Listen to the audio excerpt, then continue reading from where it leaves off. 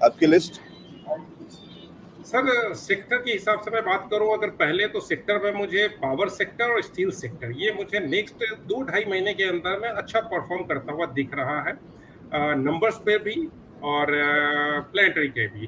तो Gann numbers और planetary दोनों मिक्स हो रहे हैं, तो मुझे power sector and steel sector. So आज पहला स्टॉक जो मैं रिकमेंड कर रहा हूँ वो टाटा स्टील रिकमेंड कर रहा हूँ। टाटा स्टील को अगर हम देखते हैं तो ये लास्ट अगर 3 महीने से बात करूं, मार्च से लेकर जून तक, ये 102.3 और 110.11 इसके बीच में ये कंसोलिडेट होता रहा, उसी बीच में ट्रेड करता रहा है।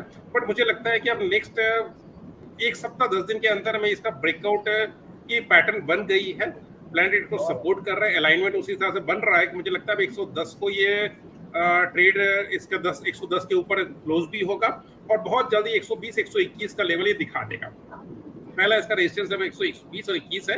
अगर 120-21 के ऊपर सक्सेसफुली ये क्लोज कर देता है, टच तो कर देगा 120-121 1.5 से 2 महीने के अंदर में, अगर वहां से क्लोज कर देता है तो नेक्स्ट हमारा लेवल जो होता है 137 का बनता है इसके अंदर में, टाटा स्टील के अंदर में।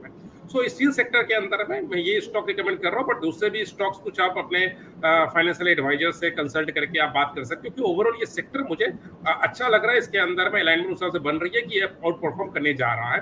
बाकी पावर सेक्टर के अंदर में भी आप, अगर मैं स्टॉक रिकमेंड करूँ तो आप हैवी वेट में अडानी पावर को देख सकते हैं, अडानी पावर को रिकमेंड कर सकते हैं। अडानी पावर मेरी पोर्टफोलियो में भी है, बट मेरी पोर्टफोलियो में कम से कम 2024-2025 के हिसाब से मैं रखा हुआ हूँ। हो सकता है उसके पहले मुझे अच्छी जगह प्रॉफिट मिले तो मैं प्रॉफिट बुक कर सकता हूँ, बट मेरा लॉन्ग टर्म नजरिया है।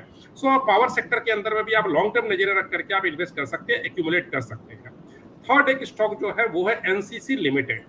अब एनसीसी लिमिटेड को अगर सर चार्ट देखेंगे तो ये स्टॉक ने एक अच्छा परफॉर्म किया है। लास्ट अगर मैं जनवरी 2023 जनवरी से अगर मैं बात करूं तो नीचे में 77 रुपए से स्टार्ट हुआ था इसकी रैली, और आज के दिन में ये 122 रुपए 123 रुपए के आसपास ट्रेड कर रहा है। ऑलमोस्ट ये अपने 130 के लेवल को टच कर दिया है। और अगर इसकी वॉल्यूम पैटर्न को देखें, थोड़ा फंडामेंटल तो फंडामेंटल अभी मैं डिस्कस नहीं करूंगा, अगर मैं वॉल्यूम पैटर्न को देखूं तो देखिए धीरे धीरे इसके अंदर वॉल्यूम इंक्रीज हो रही है, और वो वॉल्यूम जो हो रही है वो डिलीवरी बेस्ड वॉल्यूम हो रही है। रिटेल पार्टिसिपेशन जो है इसके अंदर में काफी अच्छे से बढ़ी है पिछले कुछ समय के कंपैरिजन में, और रिटेल बेस्ड डिलीवरी बेस्ड जब बाइंग होती है तो ये इसके ऊपर जाने के चांसेस हाई बन जाते हैं। इसके अलावा नंबर्स भी जो इसको काफी सपोर्ट कर रहे हैं। फर्स्ट इसका रेजिस्टेंस जो मेरे पास आ रहा है वो 141 का आ रहा है, और ये प्लानिटरी नंबर भी है और गैन नंबर भी है। प्लानिटरी नंबर 143 पर स्टैंड कर रहा है और गैन नंबर 141 पे स्टैंड कर रहा है, तो ये दोनों पास पास पे स्टैंड कर रहे हैं। तो मुझे लगता है ये रैली अभी बदस्तूर जारी रहेगा। तो इसके अंदर में शॉर्ट टर्म नजरिया इसके अंदर में दे रहा है एनसीसी लिमिटेड के अंदर में कि 142-143 के टारगेट के लिए आप प्ले कर सकते हो सकता है आपको नेक्स्ट फोर्टनाइट या मैक्सिमम 1 महीने के अंदर आपको ये लेवल मिल जाए। थोड़ा सा लंबा नजरिया अगर मैं रखता हूं तो मुझे 202 का लेवल दिखता है 1 से 1.5 साल के अंदर में।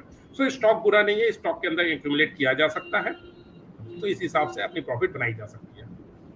जी, तो ये एक बढ़िया लेवल और बढ़िया स्ट्रेटेजी बता रहे हैं। लोकेश सर कुछ इसमें ऐड करना चाह रहे हैं शायद, लोकेश सर को साथ में ले लो। जी लोकेश जी कुछ कह रहे हैं? इसमें ना एक मल्टी ईयर ब्रेकआउट आ रहा है और फंडामेंटली बहुत कुछ चेंजेस हुए हैं, तो मैं नितिन सर से पूरी तरह से सहमत हूँ। और नितिन सर तो कंजर्वेटिव टारगेट दे रहे हैं 200 का, मेरे टारगेट सर 300 का है। और एक डिस्क्लेमर है, मेरे पर्सनल पोर्टफोलियो में है सर। ठीक है, तो क्योंकि लोकेश सर ये पहले भी दे चुके हैं एनसीसी और काफी नीचे लेवल से लोकेश सर इसको ट्रैक करते आ रहे हैं, जहाँ तक मुझे याद है। ठीक कह रहा हूँ लोकेश सर? जी सर, हमने 80-85 के करीब से कमेंट किया हुआ है जी। और मल्टी ईयर ब्रेकआउट दिख रहा है, लग रहा है ये 2018 के आसपास इस तरीके के लेवल्स पे था, 120 124 जो तोड़ा था, और उन लेवल्स तक फिर से जा सकता है और उसके और आगे भी जा सकता है, ऐसा मानना दोनों ही एक्सपर्ट्स का है। तो वो भी है, लोकेश जी के अलग पैरामीटर्स हैं, उस हिसाब से वो और लंबे समय के हिसाब से और बड़े टारगेट्स दे रहे हैं। नितिन जी थोड़े बीच के टारगेट्स और बीच के समय के हिसाब से, लेकिन कहीं ना कहीं दोनों चीज़ें वैसी हैं, क्योंकि हम हमेशा ये भी कहते रहते हैं कि बराबर रिव्यू करते चलेंगे। तो रिव्यू जब करते हैं तो उसमें रिवाइज भी करते हैं, और जैसे अभी लोकेश सर ने टाटा कम्युनिकेशन में रिवाइज किया है तो वो टारगेट्स भी आए और उसके आगे के भी टारगेट्स रिवाइज करे, वैसे ही एनसीसी में भी एक बढ़िया स्टॉक और बढ़िया, और कहीं ना कहीं दोनों ही एक्सपर्ट्स का अगर आप वो देखें, अभी जो थोड़ी देर पहले की जो चर्चा है उसमें कहीं ना कहीं कितना ओवरलैपिंग है, वो जो जिन सेक्टर्स की बात कर रहे हैं या जिस तरीके के पिक है, भले ही वो कंपनीज और स्टॉक्स अलग अलग हो सकते हैं, लेकिन वो लाइन ऑफ थॉट जो है वो बहुत ही सिमिलर सा है। ठीक कह रहा हूँ? बिल्कुल सर। जी सर।